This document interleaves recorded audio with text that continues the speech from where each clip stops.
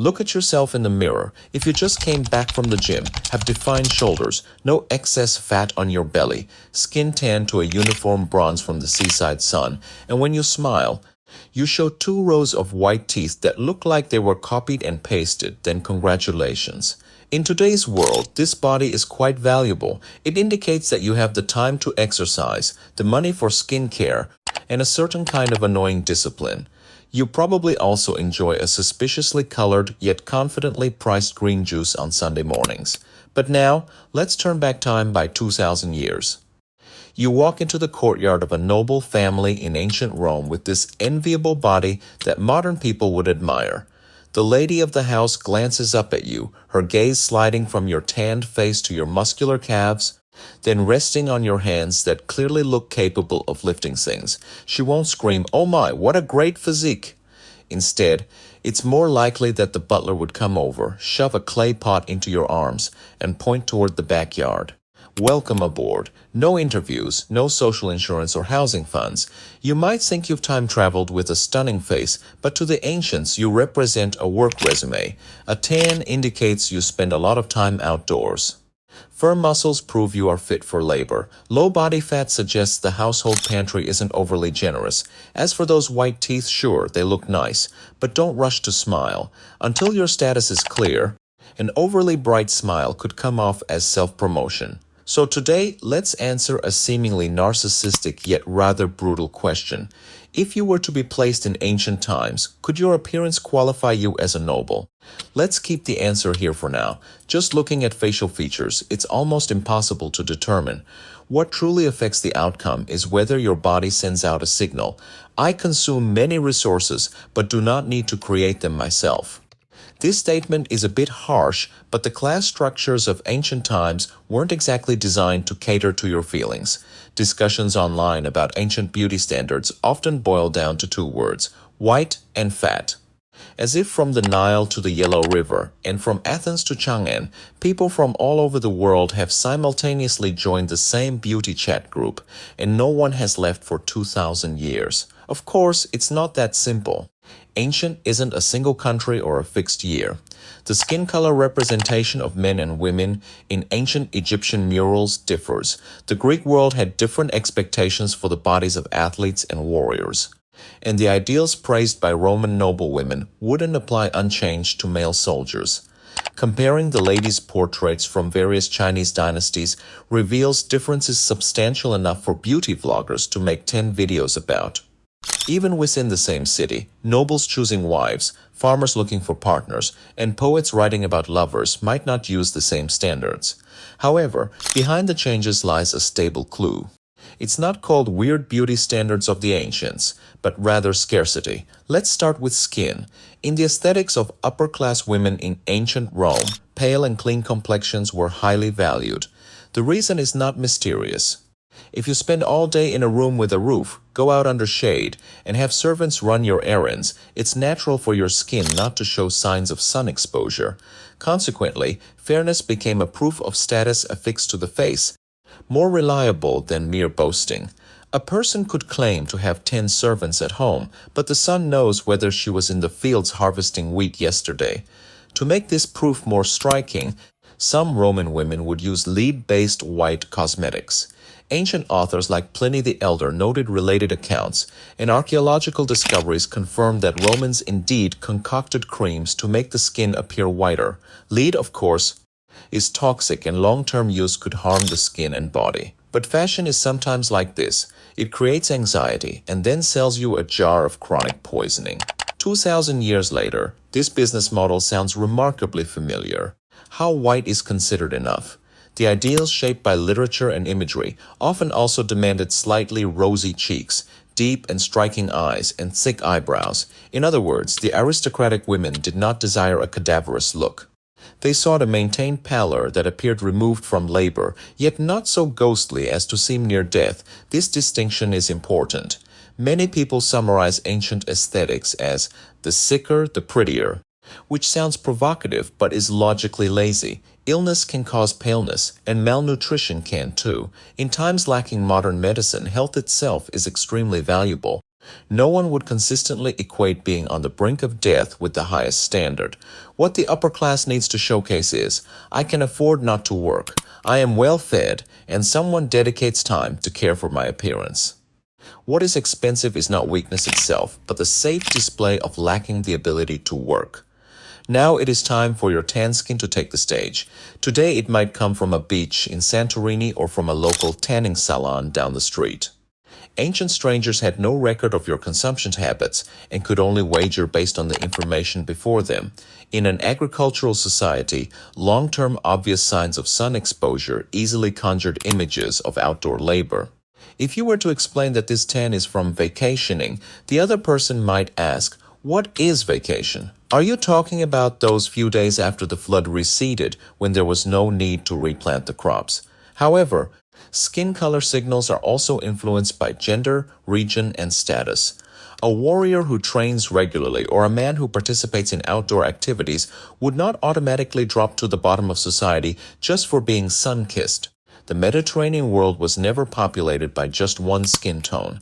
In ancient Rome, judgments of status ultimately relied on citizenship, family, wealth, clothing, attendance, and manner of speaking. There was no arrangement for a guard to hold a color chart at the door for tiered comparisons. In other words, being pale can help prove class, but it cannot create class on its own. Even if you paint your face like a freshly renovated wall, you won't be invited into the Senate to attend a meeting. Most likely, you'll just receive a comment. This poor person must be wearing a heavy layer of foundation. Now check your physique. Being thin in modern cities often comes at a high price. To maintain clear muscle lines, you have to control your diet and train regularly. Protein powder, gym memberships, and sports gear cycle through your bank card, ultimately certified by your abs. They are like 6 expensive lawyers, steadfastly defending your hostility towards carbohydrates. The calculations in ancient times were the opposite. In an environment where food supply was unstable and famine appeared periodically, having a certain amount of body fat often meant you were continuously receiving enough calories.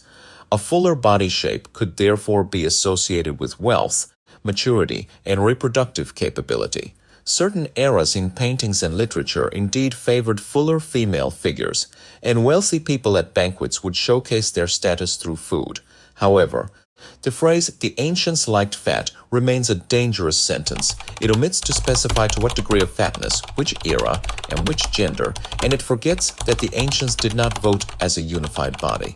Obesity that hinders movement and evidently affects health could still be ridiculed.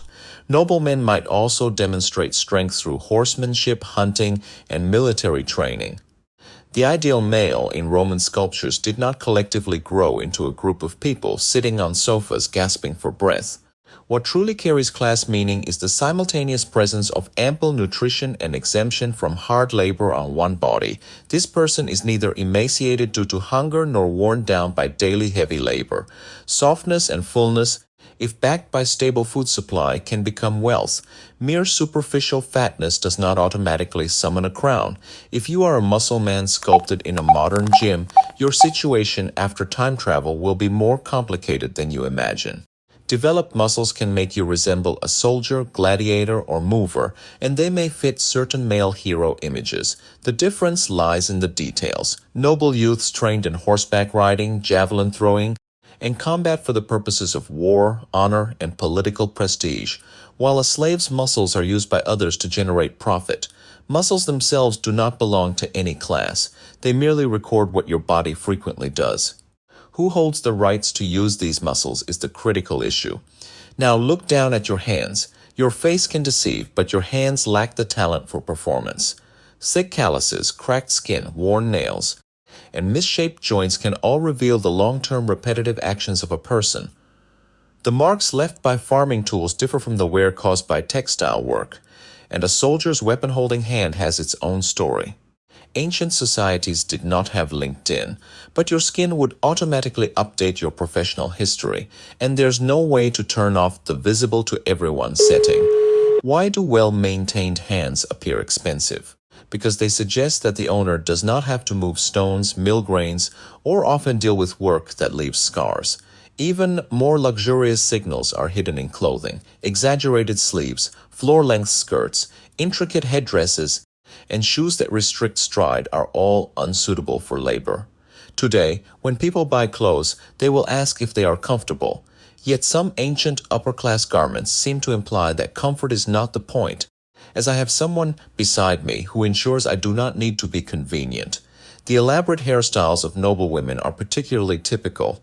During certain periods in Rome, towering and intricate curls were in vogue. When real hair was insufficient, wigs and padding were used. Achieving such a style requires skill and time, often involving assistance from others. The hairstyle itself becomes a miniature economic activity. Of course, ordinary people love beauty and also groom themselves, but spending several hours daily maintaining a structure atop the head is not practical for families that must work. Notice that we are no longer discussing whether a face is good looking.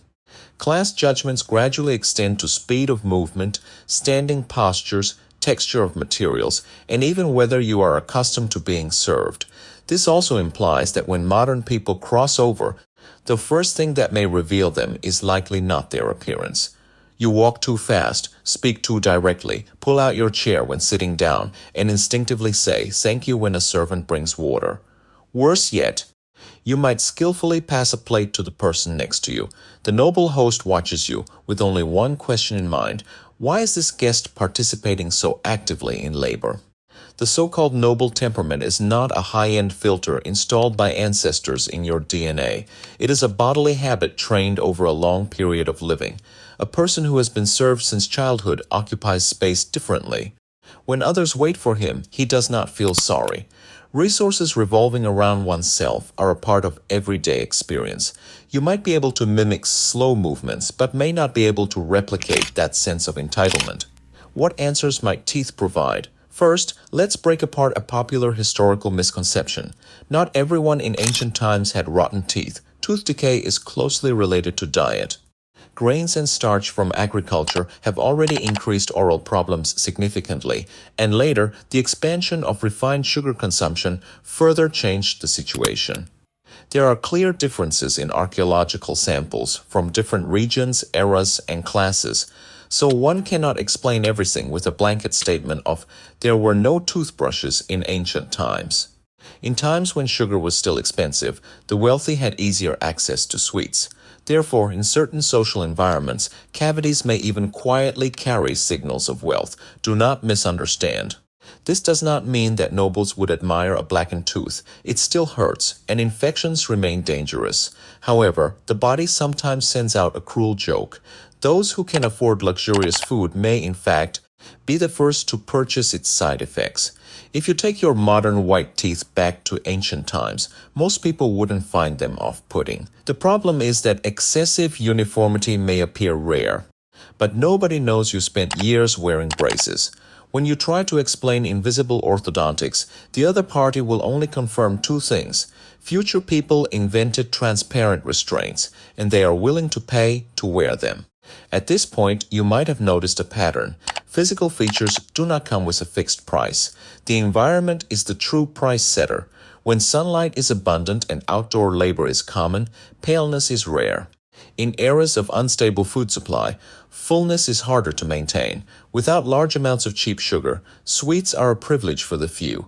When materials and labor are expensive, elaborate clothing can suppress imitation by ordinary people. The body acts as a billboard with society plastering the hardest to obtain lifestyles on it, then calling that advertisement beauty.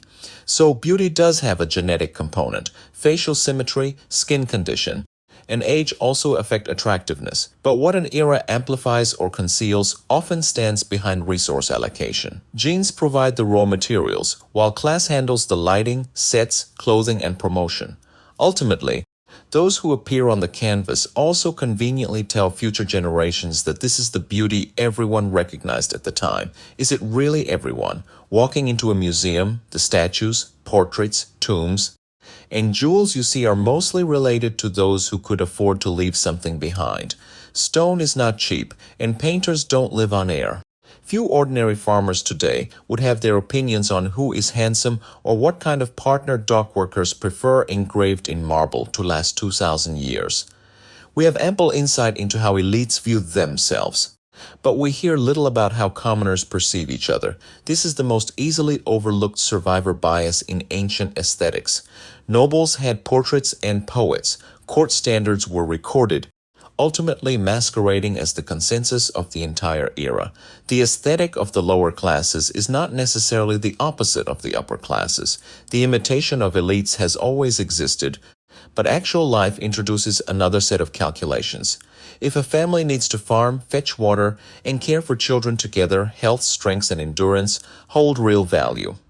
A body that seems delicate and graceful in a noble salon might be reduced to a single remark in the harvest fields. A nice person, but not very useful. Caution is needed here. We cannot pretend to survey all commoners in history, nor can we make up an exact figure like 95% of people prefer strong. No one has preserved that statistical record. What can be confirmed is that different classes face different survival constraints. Thus, their perceptions of bodies vary in terms of interests and risks. Beauty often dons the cloak of pure aesthetics, yet its pockets hold an economic ledger. By the end of the 19th century, this ledger began to be rewritten. Industrialization drew vast populations from fields into mines, workshops, and crowded cities. More and more labor took place under roofs, with workers spending long hours away from sunlight. Paleness no longer steadily signified that a person was free from labor. It could also mean that you were working shifts in dim factories every day, earning low wages and inhaling coal dust. The old signals have failed. The most awkward moment for the upper class is not when the poor oppose them, but when the poor seem to resemble them more and more. Meanwhile, seaside vacations, outdoor sports, and long-distance travel gradually entered modern consumer culture. The ability to leave the city and rest in sunny places requires money and free time to spend. The meaning of a tan has reversed. What was once written on the skin as "I have to work in the sun" has given way to another interpretation. I'm actually not in the office during workdays. In the 1920s and 1930s, lightly tanned skin began to gain popularity in the fashion of white people in Europe and America. Coco Chanel is often credited as the heroine of this revolution. The famous story goes that she returned from a trip to the Mediterranean accidentally tanned, and Parisian high society immediately followed suit. This plot is perfect for cinema, but its accuracy is not as neat as its spread. Aesthetic changes had long been propelled by seaside leisure, sports culture, fashion, stars, and mass media. Chanel had a profound influence. She amplified the trend but did not invent the sun one afternoon alone. What truly matters is not whether that trip happened exactly as legend has it, but the new life that Chanel represented. Her clothing made it easier for women to move, and affluent customers appeared at resorts, beaches, tennis courts, and by yachts. Paleness once proved "I don't need to go out," while tan now begins to prove "I'm qualified to go out and play." The sun hasn't changed, the location of labor has changed, and the cost of leisure has adjusted. Look, the speed at which aesthetics can flip can sometimes outpace the turning of magazine pages. Ancient nobles spent money to hide from the sun, while modern middle-class individuals spend money to fly in search of it. The former covered their skin with heavy fabrics, while the latter first buy swimsuits, then sunscreen, and afterwards purchase restoration products. The sun is free throughout the process, and humans have successfully turned both approaching it and avoiding it into business. This is impressive and very American. If one anxiety cannot make money, then simultaneously sell both its positive and negative sides. The price of body shape has also been re-evaluated. Machines have reduced the demand for much physical labor, high-calorie foods have become cheap, and sedentary lifestyles have spread. What was once difficult to obtain as fat reserves no longer steadily represents wealth today. To maintain a lean and muscular physique, you need time for training, knowledge for planning, stable sleep, and continuous purchases of more expensive food. Thus, low body fat has shifted from a risk of poverty to a demonstration of management capability. The significance of white teeth has similarly changed. After sugar entered the public diet, cavities became commonplace. Modern dentistry, orthodontics, and whitening, however, come at a cost.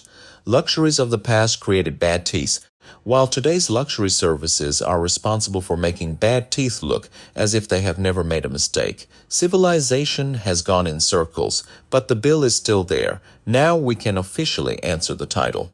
Could your appearance qualify you as nobility in ancient times? If you were to only bring back your face, the answer is likely no. No matter how delicate your features are, they cannot substitute for family, land, citizenship, accent, and social connections. Nobility is not a profession determined by beauty pageants. No one will give you 3 estates just because of a nice nose. Particularly in the case of royal inheritance, no one looks at your selfie likes, which is a bit regrettable. However, could you be mistaken for the wealthy class? There's a chance. If your skin shows no signs of labor, your body reflects long-term nutritional stability, your hands are well cared for, your teeth are in good condition, and you wear expensive fabrics, have a complex hairstyle, and exhibit a behavior that suggests entitlement to service, all these signals together will enhance your credibility. On the flip side, modern traits that people take pride in can also hinder them. A tan obtained from sunbathing might be read as a result of outdoor labor. A physique built from fitness training could resemble that of a soldier or laborer. And very low body fat can easily imply food scarcity. That pair of hands worn from rock climbing, which represents a lifestyle among your friends, could look like a job application in ancient times, most painfully. Even if your appearance passes the test, the moment you speak you could still blow it. If you are unfamiliar with etiquette, misnamed titles, don't know whom to greet first, and your attitude towards servants isn't reflective of someone raised in a hierarchical society, those aspects betray you. True upper-class identity is a projection of an entire system upon you, and your face is merely a small part of that screen. So is beauty a kind of deception? Not necessarily. People instinctively pay attention to health, youth, and certain bodily proportions, and personal preferences never wholly obey economics. We just like to believe that our aesthetic sense is pure, free, and comes from within, as if every moment of attraction has no societal involvement. But as history stretches out time, that secret becomes impossible to hide. What we often chase is not a specific trait itself, but the hard-to-attain life behind it. When paleness was valuable, beauties hid in the shadows. After sunshine became a luxury, fashion moved to the beach. In times of food scarcity, plumpness brings comfort. With excess calories, tightness begins to shine again. Appearance standards may seem erratic, but they have always remained loyal to the same master, scarcity. So, the next time someone asks what was considered beautiful in ancient times, don't rush to answer white and don't just say fat. A more accurate answer is, what they favored was often the hardest evidence of affluence to counterfeit in that era. Human beings have not stopped using their bodies to display class. We just keep changing the font in which that class is written on our bodies. Now it's your turn. Leave your proudest physical feature in the comments. It can be an even tan, prominent muscles, fair skin, slender fingers, thick hair, or straight teeth. Anything goes. I'll tell you whether this feature makes you look more like the master of a palace or the steward who would immediately hand you a tool if we were to go back 2,000 years. If you enjoy turning history around and checking the backside price tags, remember to like, subscribe, and turn on notifications. Don't worry, we won't bother you every day. After all, even ancient nobles knew that truly high-end things shouldn't appear too eager. See you next time.